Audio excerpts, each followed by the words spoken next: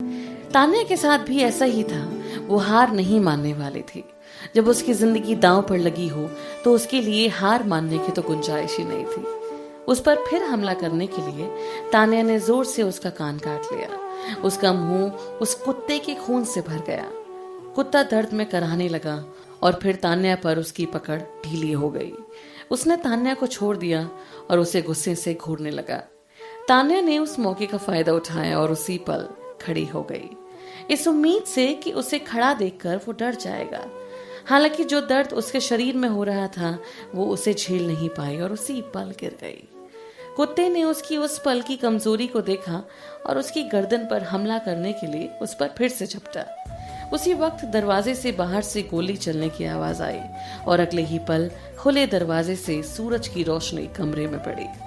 अचानक हुई इन सब चीजों से सिर्फ तान्या नहीं बल्कि थोड़ी देर के लिए कुत्ते के कदम भी रुक गए।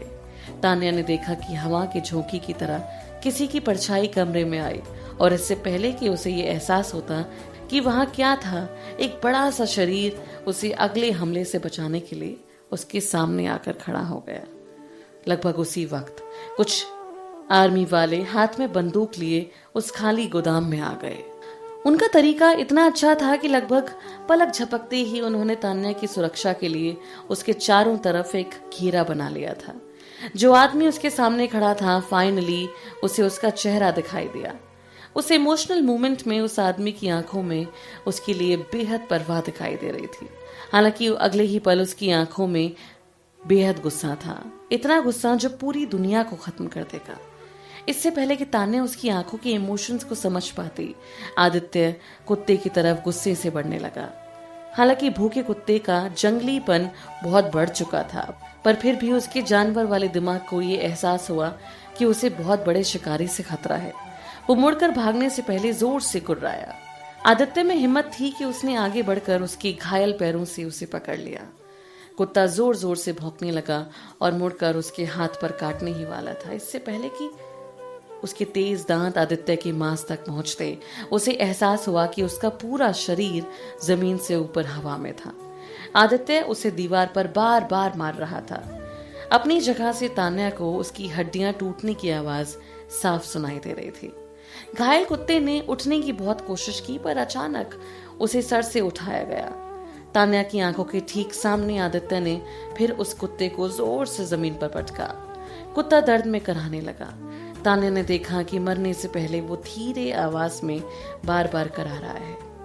तान्या ने आदित्य का यह डरावना साइड पहली बार देखा था।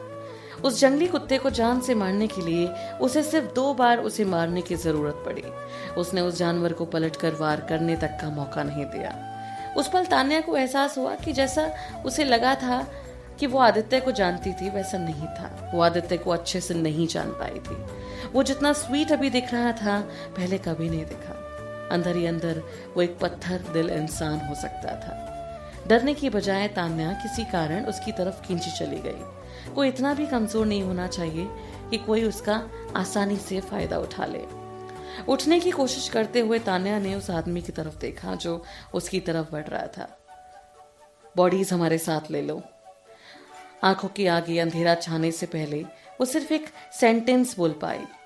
आखिरी चीज जो उसने महसूस की थी वो ये थी कि उसे किसी ने अपनी मजबूत बाहों में उठा रखा था और आदित्य उसका नाम जोर जोर से चिल्ला रहा था। आदित्य बहुत डर गया था जब उसने देखा कि तान्या की आंखें फड़फड़ा रही थीं। जब उसने तान्या को अपनी बाहों में उठा रखा था तब उसका पूरा शरीर कांप रहा था। जब उसे अच्छे से चेक करके ये बताया गया कि वो खतरे से बाहर है तब जाकर उसने चैन की सांस ली। आदित्य ने प्यार से तान्या को उठाया। वहां से निकलते हुए उन आदमियों को ऑर्डर दिया, कुत्तों की लाशें साथ ले लो और अभी उन 2 किडनैपर्स का पता लगाने की कोशिश करो। आज की रात खत्म होने से पहले मुझे वो हिरासत में चाहिए। उन ट्रेन्ड सोल्जर्स ने साफ आवाज में उसे जवाब दिया, ओके सर। जैसा कि तान्या ने उनसे पहले ही कहा था, उनका अंत अच्छा नहीं होने वाला था। बिल्कुल, गुनहगार बचना भी नहीं चाहिए था। गुनहगार तान्या के बदले से बच भी जाता पर आदित्य के गुस्से से उन्हें कोई नहीं बचा सकता था। इस बार वो किसी का खून करने वाला था। गुनहगार चाहे जो भी हो उसे इसकी सजा जरूर मिलने वाली थी। तान्या को उसी वक्त हॉस्पिटल ले जाया गया। हालांकि उसे ज्यादा गहरी चोटें नहीं आई थी, उसे कोई जान का खतरा नहीं था। सूरज निकलते ही उसने आंखें खोली। आदित्य उसका ध्यान रखने के लिए उसके पास ही बैठा था। उसकी नजरें एक बार भी उसके चेहरे से नहीं हटी, इसलिए जैसे ही तान्या ने आंखें खोली उसे आदित्य का डरा हुआ चेहरा दिखाई दिया। जब उसने उसे होश में आते हुए देखा तो आदित्य की आंखें थोड़ी हिली और फिर उसने उसकी चिंता करते हुए उससे पूछा, अब कैसा महसूस कर रही हो? प्यास लगी है? क्या तुम्हें कुछ चाहिए? तान्या ने सीधे उससे एक ही सवाल पूछा, मेरे घाव कैसे हैं? उसके दिमाग की हालत एक मरीज जैसी बिल्कुल नहीं लग रही थी, जिसके साथ अभी अभी इतना बड़ा हादसा हुआ था। तुम जल्दी ही ठीक हो रही हो। घाव दिखने में बहुत गहरे लग रहे थे, लेकिन भगवान का शुक्र है कि उससे तुम्हारी इंटरनल नर्व्स पर कोई असर नहीं पड़ा। कुछ महीनों तक आराम करने के बाद तुम बिल्कुल ठीक हो जाओगी। तान्या ने बैठने की कोशिश करते हुए उससे कहा, बहुत अच्छी बात है।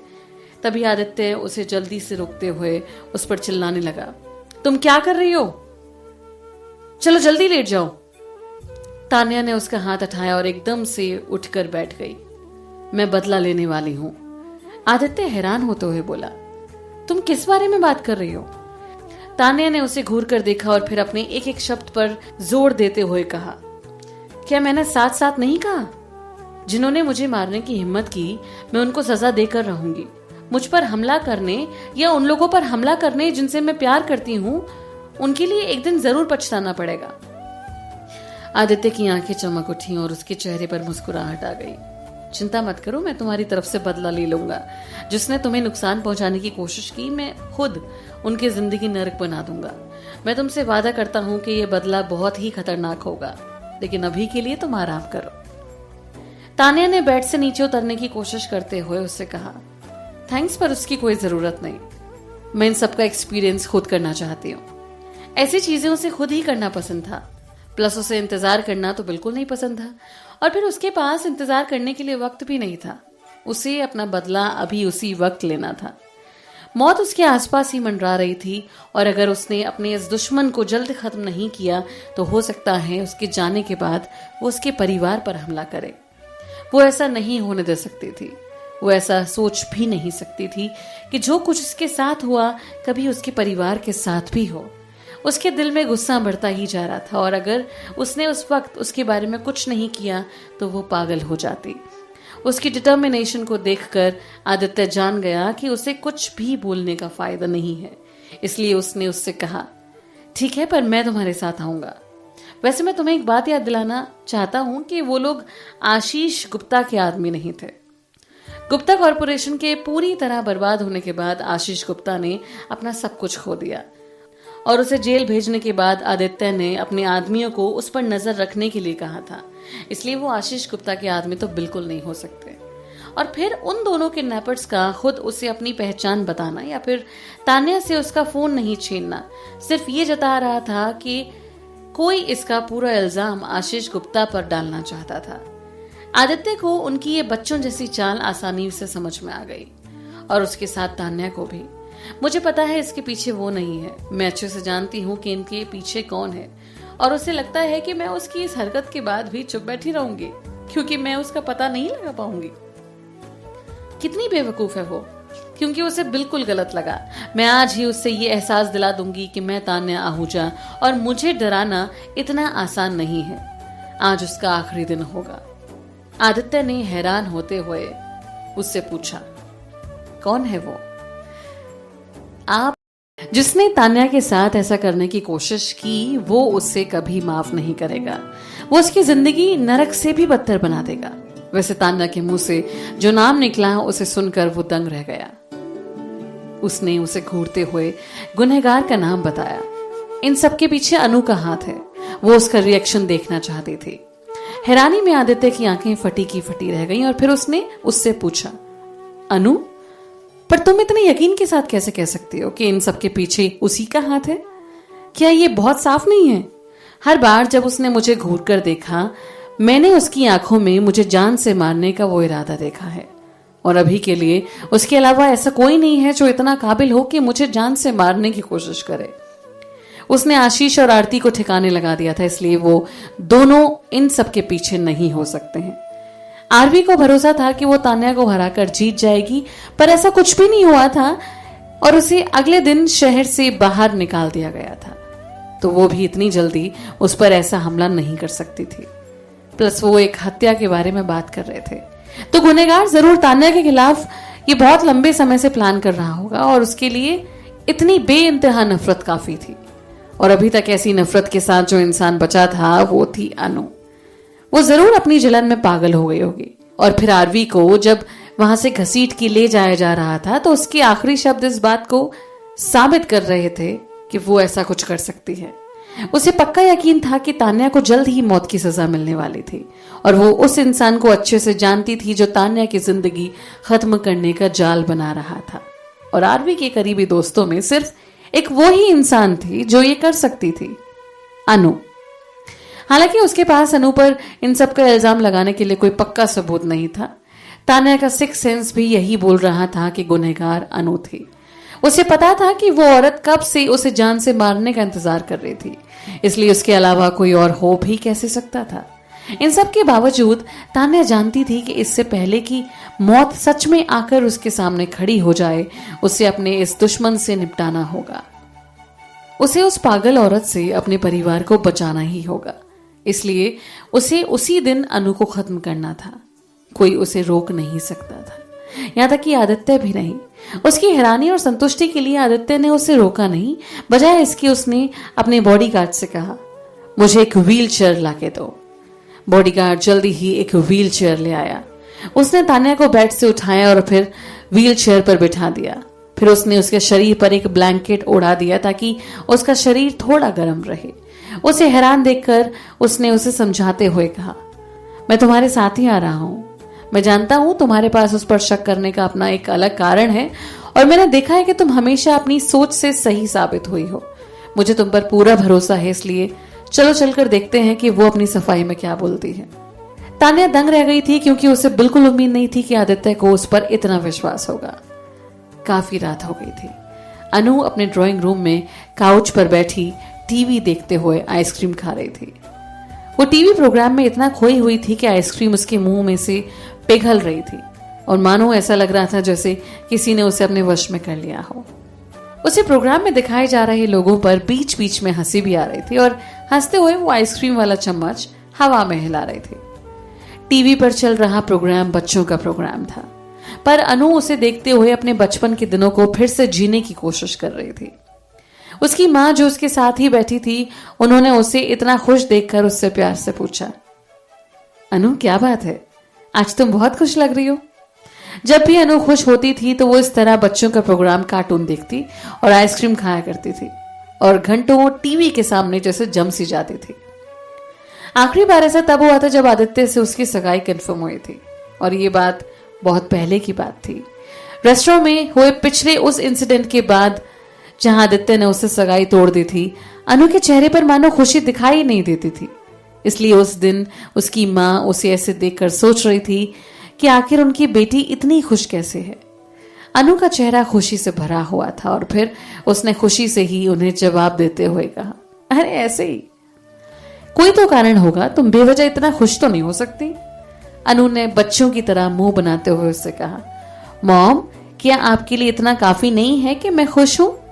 मुझे नहीं पता कि मैं आपको कैसे बताऊं, पर क्या आप बिना जाने मेरी खुशी में शामिल नहीं हो सकते? उसकी माँ उसे हंसते हुए बोली, बिल्कुल बेटा, मैं तुम्हारे लिए बहुत खुश हूं, बल्कि मुझे तो चिंता हो गई थी क्योंकि पिछले कुछ हफ्तों से तुम बहुत उदास सी रहने लगी थी। अनु अपनी माँ का हाथ अपने कंधे पर रखकर उनसे चिपकते हुए बोली, मम्मा सॉरी, मैंने आपको परेशान कर दिया, लेकिन अब मैं बिल्कुल ठीक हूं क्योंकि मुझे एक बात का एहसास हो चुका है। तभी उसके पापा आ गए और उन्होंने बहुत एक्साइटेड होकर उनसे पूछा, आप दोनों क्या बातें कर रहे हो? और अनु तुम्हें एग्जैक्टली किस बात का एहसास हुआ जिससे तुम्हें इतनी खुशी हुई? उनके साथ उसकी माँ भी उससे पूछने लगी, हाँ बताओ ना अनु, तुम्हें क्या एहसास हो गया है? वो अपनी बेटी के मुंह से ये सुनना चाहती थी कि उसे एहसास हो गया कि उसे जिंदगी में आदित्य की कोई जरूरत नहीं है, उसे उससे बेहतर कोई और मिल जाएगा। इसलिए वो बेसब्री से अनु के जवाब का इंतजार कर रही थी। तभी अनु बोली, मुझे एहसास हो गया है कि अब भी कुछ नहीं बिगड़ा और मेरा फ्यूचर बहुत अच्छा होगा और मुझे यकीन है कि एक दिन आदित्य मेरे पास जरूर लौट कर आएगा। अनु, तुम अब भी उसी पर अटकी हुई हो? उसने तुम्हारे साथ इतना बुरा व्यवहार किया था। अनु के चेहरे पर मुस्कान गायब हो गई जब उसने कहा, मॉम, मैं उसके लिए हार नहीं मानने वाली। उसके पापा जोर से हंसते हुए बोले, बिल्कुल सही कहा। अब हुई ना तुम अपने पापा की जिद्दी बेटी। तुम बिल्कुल ठीक कह रही हो। जो चीज तुम्हें चाहिए उसके लिए अंत तक लड़ना चाहिए। अनु, डैड तुम्हारे साथ हैं। अनु ने चालाक मुस्कुराहट के साथ उनसे कहा, डैड आप बिल्कुल चिंता मत करो, मैं उसे अपना बना ही लूंगी। तो क्या हुआ अगर आदित्य तान्या से प्यार करता है? वो घटिया औरत अब कुत्तों के खाने के अलावा कुछ नहीं कर रही और उसके मरते ही आदित्य सिर्फ मेरा हो जाएगा। उसी वक्त एक नौकरानी उन्हें खबर करने आई, मैम, आदित्य सर आए हैं और वो आपसे मिलना चाहते हैं। अनु खुशी में काउच से कूद पड़ी। आदित्य के नाम से ही उसकी आंखें चमक उठी। आदित्य, तो तुम अब यहां क्यों खड़ी हो? जाओ जाओ, उन्हें अंदर ले आओ। अनु को कोई परवाह नहीं थी कि वहां वो क्यों आया। उसे तो बस उसे देखना था, बल्कि वो तो नौकरानी के पीछे भागती हुई उससे मिलने के लिए खुद दरवाजा खोलने चली गई। बाहर की हल्की रोशनी में अनु की नजर तान्या पर पड़ी और उसे देखकर उसकी आंखें फटी की फटी रह गईं। अविश्वास उसके चेहरे पर साफ नजर आ रहा था। तान्या ने उसे घूरते हुए देखा और फिर उसे ताना मारते हुए पूछा, मुझे जिंदा देखकर हैरान हो गई तुम? क्या अब तक तान्या को मर नहीं जाना चाहिए था? ये यहां क्या कर रही है? पर अनु ने किसी तरह अपना ध्यान लगाया और फिर नाटक करते हुए उससे पूछा, तुम क्या बोल रही हो? और फिर मुझे कोई कभी हैरानी नहीं होगी अगर मुझे किसी दिन तुम्हारे मरने की बात पता चले तो? हाँ बिल्कुल, पर तब जब उसमें तुम्हारा कोई हाथ ना हो। तान्या, तुम्हारे कहने का मतलब क्या है? उसकी हैरानी और उसका डर गुस्सा बनकर बाहर आ रहा था। अंदर से उसके पापा उससे सवाल करने लगे, अनु, तुम्हें अंदर आने में इतना टाइम क्यों लग रहा है? तान्या को देखकर ही उसका चेहरा गुस्से से लाल हो गया था। इसे मेरे घर में आने किसने दिया? ये मेरे घर के आसपास कदम भी रखने लायक नहीं है। कोई इसे यहां से बाहर निकालो। जब एक नौकरानी हिम्मत करके आगे बढ़ी तो आदित्य के बॉडीगार्ड ने उसे वहीं रोक दिया। अनु और उसकी मां पूरी तरह हिल गए थे। हालांकि उन्हें पता नहीं था कि वो वहां किस लिए आए थे, पर यह बात तो तय थी कि वो लोग उनसे यूं ही मिलने तो नहीं आए होंगे। अनु के पापा आदित्य को अपने उससे बड़े होने का एहसास दिलाते हुए उस पर चिल्लाने लगे, क्या तुम लोगों को लगता है कि तुम कभी भी मेरे घर में इस तरह घुस सकते हो? आदित्य ओबेरॉय, इन सब का क्या मतलब है? तुमने अपनों से बड़ों के खिलाफ हद पार करने की हिम्मत भी कैसे की? आदित्य ने भी बिना किसी की परवाह करते हुए उन्हें जवाब दिया, ये आपकी गलतफहमी है। मैंने बिल्कुल कोई हद पार नहीं की है, क्योंकि बदला लेना कोई हद पार करना नहीं होता। ऐसा लग रहा था जैसे अनु के पापा इस बात से बिल्कुल बेखबर थे कि उनकी बेटी ने क्या किया था, क्योंकि उन्हें सच में ऐसा लगा था कि आदित्य उनसे डरता था, क्योंकि वो उसे वहां देखकर बहुत हैरान करने वाले थे। अगर ऐसी बात है तो तुम यहाँ क्या कर रहे हो? तुम्हें अच्छी तरह से पता होना चाहिए कि हमें इस घटिया औरत का यहाँ बिल्कुल आना पसंद नहीं आएगा। इस बार तान्या ने उन्हें जवाब दिया, हम यहाँ अनु को कुछ तोहफे में देने आए हैं।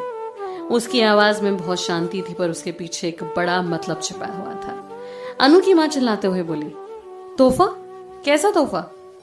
तान्या ने बहुत शांति से ऑर्डर देते हुए कहा, अनु का पहला तोहफा उन्हें दिया जाए। उसी वक्त दो बॉडीगार्ड एक स्ट्रेचर लेकर अंदर आए। उसके ऊपर कुछ था, पर वो सफेद कपड़े से ढका हुआ था। उस अजीब सी मिस्टीरियस चीज के वहां आ जाने से चारों तरफ सन्नाटा छा गया था। अनु का दिल कह रहा था कि कुछ अच्छा तो नहीं हो सकता। उन लोगों के बीच ही उस स्ट्रेचर को नीचे जमीन पर रखा गया और फिर दोनों बॉडीगार्ड्स थोड़ा दूर जाकर खड़े हो गए। तान्या ने अनु को देखकर उसे ऑर्डर देते हुए कहा, चलो खोलो इसे, मैंने तुम्हें यह तोहफा देने के लिए बहुत मेहनत की है। अनु उस पर भड़कते हुए बोली, तान्या, अब तुम क्या खेल खेल रही हो?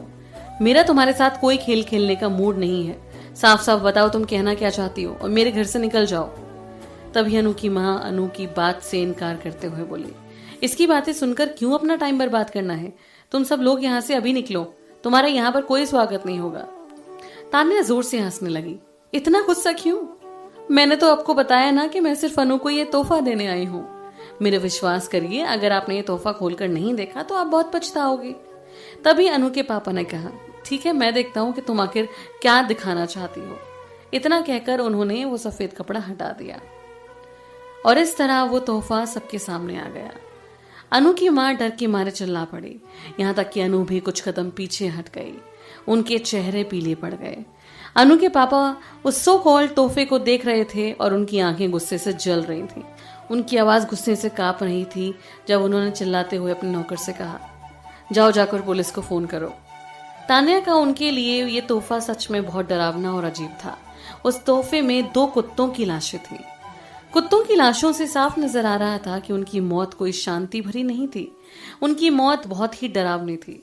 अगर अनु के कांपते शरीर ने उन्हें पकड़ा नहीं होता तो उसकी मां कब का जमीन पर गिर चुकी होती। हालांकि अनु को किसी और बात का डर था। उसे फाइनली एहसास हो गया कि आखिर तान्या वहां क्यों आई थी। वो वहां बदला लेने आई थी, पर कैसे पता चला कि इन सबके पीछे मेरा हाथ है? मेरी पहचान तो वो 2 किडनैपर्स भी नहीं जानते थे। तान्या उसके दिमाग में चल रही बातों को पढ़ते हुए बोली, मिस्टर अरोरा, आपको सच में लगता है कि आपको पुलिस बुलानी चाहिए? क्यों पुलिस के यहाँ आते ही आपकी आजादी खत्म हो जाएगी? अनु के पापा ने हैरानी से उसे घूरते हुए कहा, तुम्हारे कहने का मतलब क्या है? किसी वजह से उन्हें उसकी बात से अजीब सा डर लगने लग गया। वो उस औरत को पहले से जानते थे कि वो कोई बेवकूफ नहीं है और जरूर पूरी तैयारी के साथ आई होगी। तान्या ने अनु की तरफ देखते हुए कहा, आपको जल्दी ही पता चल जाएगा। तो तुम्हें क्या लगता है, तुम्हें तुम्हारा तोहफा पसंद आया? तान्या, तुम आखिर करना क्या चाहती हो? तुम जानबूझकर मुझे ऐसे क्यों डरा रही हो? अनु की आंखों से आंसू बहने लगे और उसने आदित्य की तरफ देखते हुए उससे कहा, आदित्य, मैंने कुछ गलत नहीं किया। तुम मुझे परेशान करने के लिए इस औरत का साथ क्यों दे रहे हो? जब से वहां आए थे आदित्य की नजरें उन पर जैसे जम सी गई थी। उसने उन्हें ऐसे तब भी नहीं देखा था जब उस लंच के द्वारा उसने उससे सगाई तोड़ दी थी, पर अब उसकी आंखों में उसके लिए थोड़ी भी दया नहीं दिखाई दे रही थी। अनु को ऐसे रोते हुए देखकर भी उसके चेहरे पर कोई असर नहीं पड़ रहा था। वो उसकी नजर में उसी पल मर गई थी जब उसने दरवाजा खोला था और वो तान्या को अपने सामने जिंदा देखकर हैरान हो गई थी। इससे साफ साबित हो गया था कि तान्या ने जो कहा वो सच था। आदित्य ने उससे सवाल करते हुए उससे कहा, तुम्हारे तान्या को जान से मारने की कोशिश करने के बाद भी मैं तुम्हारा साथ दूं? अनु का हाथ उसके मुंह पे आ गया। उसके चेहरे पर डर, हैरानी, घबराहट जैसी कई भावनाएं नजर आ रही थी। क्या कहा इसने? इसे भी पता चल गया? अनु का पूरा चेहरा आंसुओं से भर गया था। वो एक घायल जानवर की तरह आदित्य के सामने गिड़गिड़ा रही थी। आदित्य, तुम मुझ पर ऐसा घिनौना इल्जाम कैसे लगा सकते हो? क्या इसके लिए तुम्हारा मेरे प्यार को ठुकराना काफी नहीं था कि अब तुम इसके साथ मिलकर मुझे फंसाने की कोशिश कर रहे हो? क्या हमारे इतने सालों का साथ तुम्हारे लिए कोई मायने नहीं रखता? आदित्य ने उसे घूरते हुए पूछा, क्या इतने सालों का साथ? हम दोनों के बीच कभी कोई रिश्ता था ही नहीं। अनु एक कदम पीछे हट गई जैसे उसे किसी ने धक्का दिया हो। कभी नहीं? मुझे तुम्हारी बात पर भरोसा नहीं है भरोसा मुझे कि तुमने कभी मेरे लिए कुछ फील नहीं किया। मैं इस बात पर विश्वास ही नहीं कर सकती। आदित्य ने बहुत पत्थर दिल से उससे कहा, तुम मेरी फीलिंग्स के लायक हुई नहीं। यह अनु के दिल के लिए एक और धक्का था। ये ऐसा बोल भी कैसे सकता है कि मैं इसके लायक नहीं हूं? अनु ने तान्या की तरफ उंगली करते हुए कहा, हाँ, अगर मैं लायक नहीं हूं तो अब ये मत कहना कि ये तुम्हारे लायक है। ये किसी भी चीज में मुझसे ज्यादा लायक नहीं हो सकती। जब मैं लायक नहीं हूं तो ये कैसे हो सकती है? समझाओ मुझे। तभी तान्या बीच में उस पर चिल्लाते हुए बोली, अनु, बात बदलने की कोशिश मत करो। मेरे पास तुम्हें देने के लिए ना और भी तोहफे हैं। अनु ने मुड़कर तान्या को घूरते हुए देखा।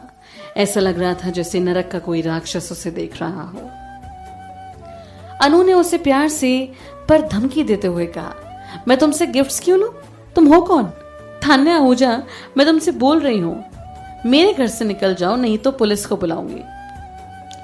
जैसा कि आदित्य के सामने गिड़गिड़ाने से बात नहीं बनी तो अनु ये नकली भोलेपन का मुखौटा पहने हुए थक चुकी थी। तान्या ने भी उसे घूरते हुए कहा, तुम्हें गिफ्ट्स क्यों मिलने चाहिए? सिंपल है, क्योंकि ये गिफ्ट्स शुरू से ही तुम्हारे हैं। क्या है मेरा? मुझ पर ऐसे ही कोई इल्जाम मत लगाओ बस इसलिए क्योंकि तुम ऐसा कर सकती हो। अनु पागलों की तरह तान्या पर ऐसे झपटी जैसे तान्या को वो मार ही डालेगी। तभी तान्या उसे दूर करते हुए चिल्लाई, तुम खुद अच्छे से जानती हो कि ये इल्जाम है या नहीं। हालांकि तुम्हें अपने गिफ्ट्स की हालत पर ज्यादा ध्यान देना चाहिए। आखिर मैंने इन्हें तैयार करने में बहुत मेहनत की है। थोड़ी देर रुककर तान्या फिर उससे बोलने लगी। ये राइट वाला बहुत भयानक मौत मरा था। मैंने इसकी आंखों में कांच घुसाकर खुद इसे मारा था। एक्चुअली मैं तुम्हें ये जानवर गिफ्ट करने के लिए थैंक यू बोलना चाहती हूँ, क्योंकि इस पर किए हर वार से मुझे बहुत शांति मिली। मुझे अभी तक मरते हुए उसकी चीखें सुनाई दे रही हैं। काश तुम भी ये सब देखने के लिए वहां होते। अनु की मां उसको गुस्से से चुप कराते हुए बोली। बोलते हुए उनकी आवाज तक कांप रही थी। बस करो, तुम सच में एकदम पागल हो। पुलिस को बुलाओ और इस पागल औरत को उनके हवाले कर दो। तान्या अजीब सा मुस्काने लगी। उसे उस बेइज्जती से कोई फर्क नहीं पड़ रहा था। मिसेस अरोरा, आप बिल्कुल सही कह रही हैं, पर मैं तो केवल जैसा इसने किया बिल्कुल वैसे ही कर रही हूँ। और फिर उसने अनु को घूरते हुए कहा, क्योंकि आपकी बेटी सबसे बड़ी पागल है। अनु की मां उसकी बातों से और भड़क गई और फिर बोली, तान्या आहूजा, घटिया औरत, अपनी जबान संभाल कर बात करो। अनु के पापा की भी सहन करने की शक्ति खत्म हो चुकी थी, इसलिए वो भी उस पर चिल्लाने लगे। अभी निकलो यहाँ से, और जिसने भी जाने से मना किया उसे मैं खुद धक्के मारकर बाहर निकालूंगा। वो कुछ कदम आगे बढ़े और उन्हें ऐसे देख रहे थे जैसे उनको उसी वक्त जान से मार देंगे। तान्या और आदित्य के चेहरे पर एक अलग ही गहराई नजर आ रही थी। अरोरा परिवार की तुलना में वो ज्यादा कॉन्फिडेंट और शांत लग रहे थे, जिसे सब उनके प्लान के हिसाब से ही हो रहा हो।